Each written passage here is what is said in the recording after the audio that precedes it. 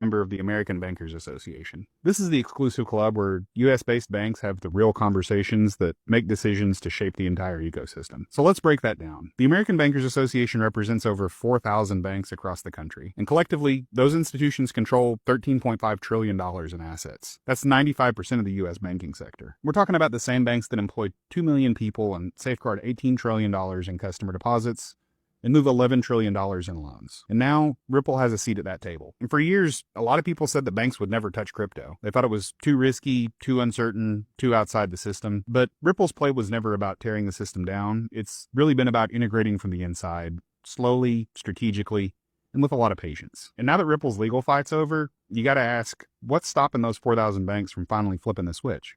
Well, a lot of these partnerships have been building in the background for years, and banks need faster, cheaper, and more sustainable cross-border payments, and the current rails are outdated, expensive, and slow. And XRP's utility fits that need directly, and Ripple's in the room now, not pitching from the outside, but sitting at the table. If you consider that the average ABA member bank manages around $250 million in assets, and then multiply that by thousands of institutions, Ripple now has direct lines to all of them. And so this is Ripple threading itself into the actual machinery of the American financial system. And so I'd expect a wave of announcements to come out over the next year with the kind of partnerships that have been under wraps getting shaped in the background that are finally ready for the spotlight. And they're being rolled out with real infrastructure, strategy, and long game kinds of moves. So if I were you, I'd keep watching the chessboard.